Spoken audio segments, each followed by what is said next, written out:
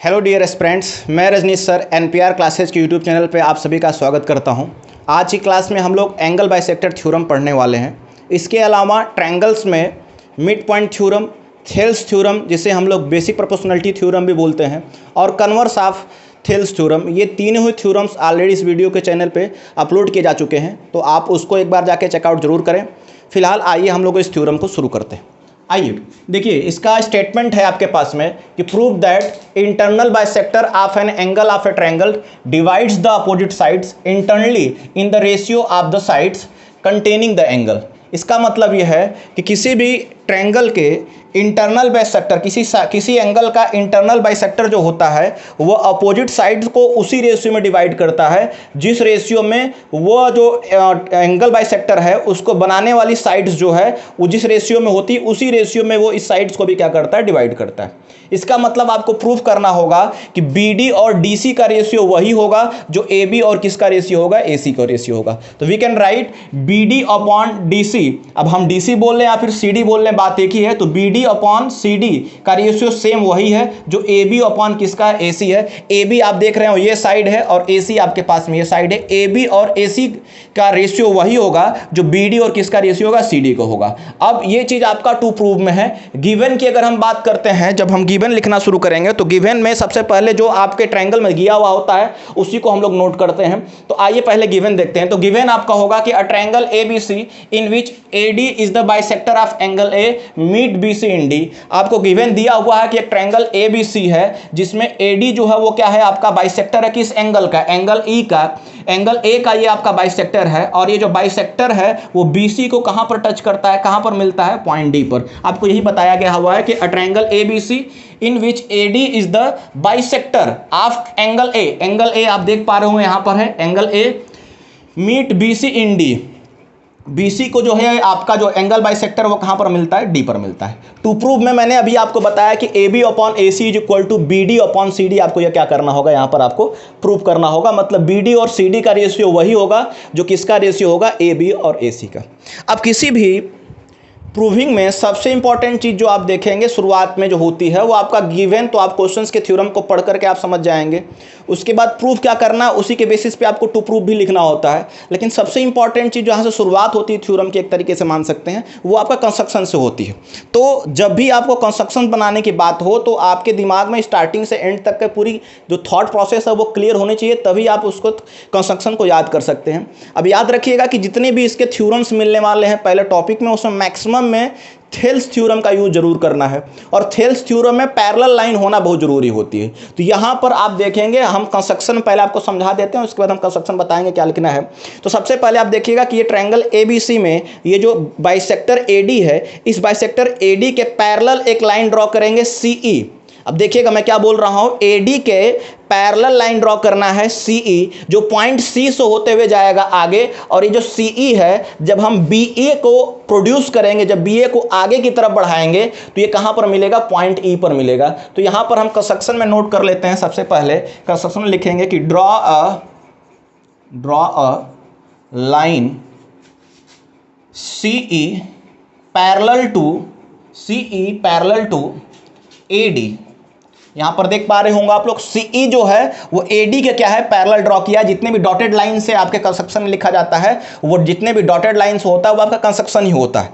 तो AD के parallel line CE draw की गई और ये हो क्या रहा है, तो ये BA को प्रोड्यूस करने के बाद कहां पर मिल रही है, पॉइंट E पर मिल रही है। तो आप लिखेंगे draw a line CE parallel to AD meet, लिखेंगे meet BA produced at E। तो आई होप आपको कंस्ट्रक्शन भी समझ में आ गया होगा कि हमें कंस्ट्रक्शन क्या करना है। अब आइए इसके प्रूविंग को पहले समझते हैं। तो पहले आपको प्रूविंग में आप यहां पर लिखेंगे टू प्रूफ, या प्रूफ आपको लिखना होगा।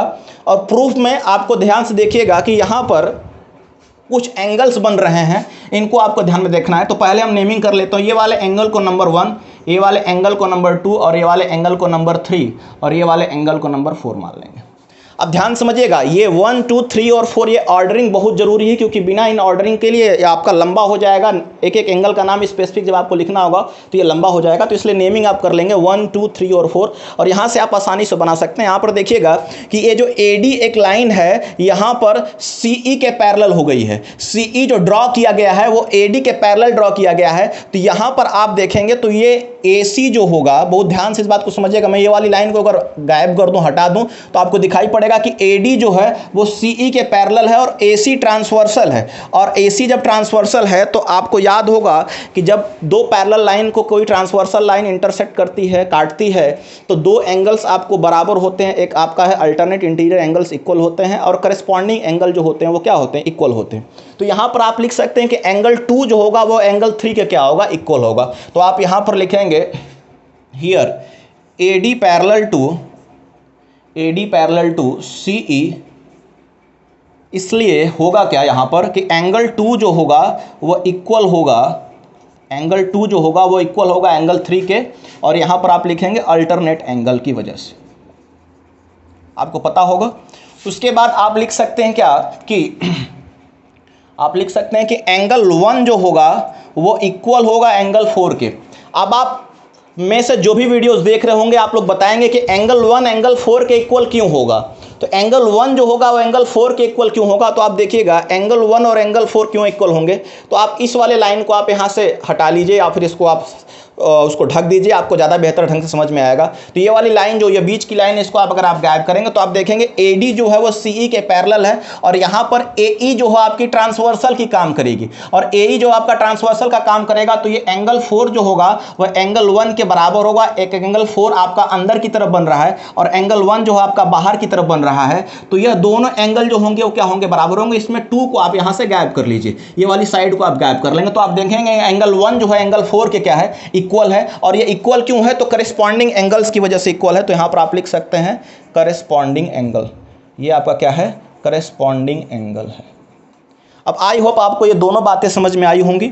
अब यहां से एक चीज और आप नोट कर सकते हैं कि एंगल 1 जो है वो एंगल 2 के क्या है, बराबर है।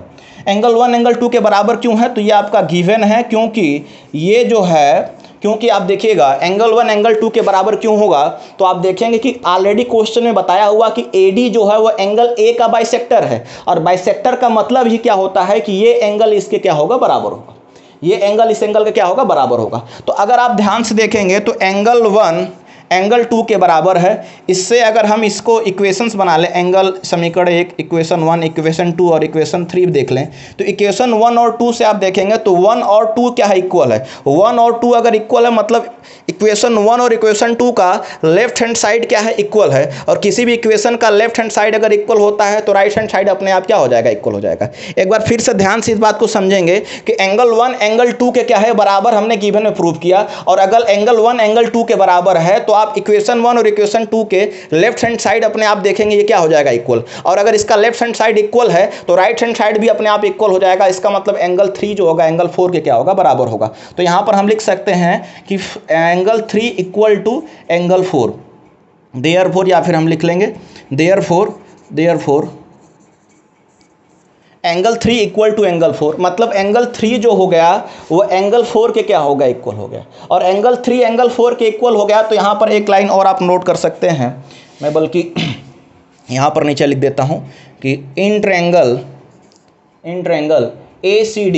अब यहाँ पर एक बात समझिएगा, ट्रायंगल ACE में एंगल 3 जो है एंगल 4 के अगर इक्वल हो जाए, ट्रायंगल ACE में एंगल 3 एंगल 4 के अगर इक्वल हो जाए, तो किसी भी ट्रायंगल के अगर दो एंगल्स इक्वल हो जाते हैं, किसी भी ट्रायंगल के अगर दो एंगल्स इक्वल हो जाते हैं तो उनकी अपोजिट साइड्स भी क्या हो जाती है, इक्वल हो जाती है। इसका मतलब एंगल 3 के अपोजिट साइड ये कौन सी, AE, और एंगल 4 के अपोजिट साइड AC, ये दोनों ही क्या होंगे, इक्वल होंगे। और यही सबसे इंपॉर्टेंट चीज़ थी जो हमें इधर ये सब चीज़ें जो हमने प्रूव किया वो इसीलिए प्रूव किया ताकि ये बता पाएँ कि AE जो होगा वो AC के क्या होगा, बराबर होगा। तो लिखेंगे in triangle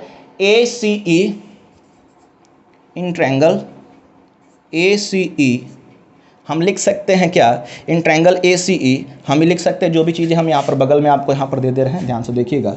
in triangle ACE हम क्या लिख सकते हैं कि AC जो होगा AC जो होगा वो AE के क्या होगा, बराबर होगा। और रीजन क्या है, तो इसका रीजन है कि एंगल 3 को एंगल 4 के हमने क्या कर दिया, इक्वल प्रूफ कर दिया।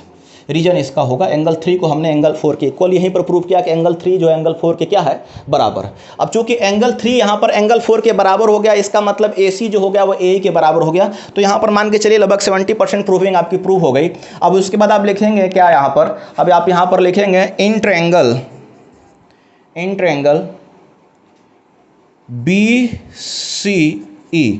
कौन सा ट्रायंगल ले रहे हैं, ट्रायंगल BCE, मतलब पूरा बड़ा वाला ट्रायंगल ले रहे हैं, ट्रायंगल BCE। अब BCE में है क्या, AD जो है वो CE के क्या है, पैरेलल है। तो इन ट्रायंगल BCE हम लिख सकते हैं AD पैरेलल टू CE। ये आपका ऑलरेडी हमने कंस्ट्रक्शन से इसको बनाया हुआ है, कंस्ट्रक्शन से हमने बनाया हुआ है इसको। तो हम क्या लिख सकते हैं, हम क्या लिख सकते हैं यहाँ पर कि BD अपॉन, देखिएगा BD upon CD equal to, BD upon CD is equal to BA upon क्या लिख सकते हैं, AE लिख सकते हैं। BD अपॉन CD जो होगा वो BA अपॉन AE यहाँ पर होगा। क्यों होगा, तो आप देखेंगे ट्रायंगल BCE में, ध्यान से देखिएगा, ट्रायंगल BCE में जो AD लाइन है वो CE के क्या है, पैरेलल है। और अगर AD CE के पैरेलल हो जाएगी तो थेल्स थ्योरम के अकॉर्डिंग अगर पैरेलल लाइन होती है तो साइड्स के रेशियो जो होते हैं वो क्या होते हैं, सेम होते हैं। तो यहाँ पर BD और DC का जो रेशियो होगा वो BA और AE का क्या हो, रेशियो के क्या होगा, बराबर होगा। इसी तरह से हमने लिखा कि BD अपॉन CD जो है वो BA अपॉन AE के क्या है, बराबर है। और यहाँ पर आप रीजन दे सकते हैं किसकी वजह से, तो आप नीचे रीजन दे देंगे यहाँ पर कि ये थेल्स थ्योरम की वजह से आपने इसको लिखा। मैंने आपको बताया भी था कि थेल्स थ्योरम यहाँ पर यूज होगी, इसलिए थेल्स थ्योरम एक बार आप लोग पढ़ जरूर लेंगे। अब इस इक्वेशन फर्स्ट में आप देखेंगे BD upon CD is equal to BA upon AE हमने जब प्रूफ कर दिया, मतलब BD अपॉन CD जो है वो BA अपॉन AE के अगर बराबर हो गया, तो आप देखिए हमको जो प्रूफ करना वो है क्या, तो वो है BD upon CD is equal to AB upon AC। इसका मतलब AB अपॉन AC जो आपका है, यहाँ पर AB अपॉन देखेंगे तो क्या दिख रहा है आपको, AE दिख रहा है। तो AC को AE के बराबर आपको लिखना पड़ेगा। तो ऑलरेडी आप देखेंगे तो ये इक्वेशन यहाँ पर देखेंगे तो हमने ऑलरेडी प्रूव किया हुआ कि AC जो है AE के क्या है, बराबर है। तो हम जहाँ पर AE है उसके जगह पर हम AC को क्या कर सकते हैं, पुट कर सकते हैं। आप ध्यान से देख रहे होंगे तो यहाँ पर मैंने AC को AE के बराबर पहले ही प्रूव किया हुआ है। तो जहाँ पर AE है वहाँ पर हम AC लिख सकते हैं। इसका मतलब ये हो जाएगा, इसका मतलब जो हमें प्रूव करना वो आपका यहीं पर आपका मिल जाएगा क्या, कि AB अपॉन AE के जगह पर हम AC पुट कर देंगे तो AC इज इक्वल टू होगा BD अपॉन क्या हो जाएगा, CD। तो इस तरह से हमारी प्रूविंग जो हो जाएगी वो प्रूव हो जाएगी। यहाँ से हम इस चीज़ को प्रूव कर पाएंगे और उसके बाद क्वेश्चंस इस तरह के बेसिस पे जो बनने वाले हैं उनको क्या कर पाएंगे, लगा पाएंगे। पिछले वीडियोज़ में आपके फीडबैक काफ़ी बढ़िया रहे, आप सभी स्टूडेंट्स ने बहुत ही बढ़िया कमेंट किए, आपने बताया कि चीज़ें आपको समझ में आ रही, बेहतर समझ में आ रही हैं। जो भी स्टूडेंट्स अभी नए जुड़े हुए हैं वो चैनल को सब्सक्राइब जरूर कर लेंगे। हम लोग पूरे वीडियो में आपको कंप्लीट सीरीज़ प्रोवाइड करवाने वाले हैं, जिसमें क्लास 10th के मैथ की पूरी सीरीज़ आपको मिलेगी। तो चैनल से जुड़े रहिए, ऐसे हमें सपोर्ट करते रहें। Thank you.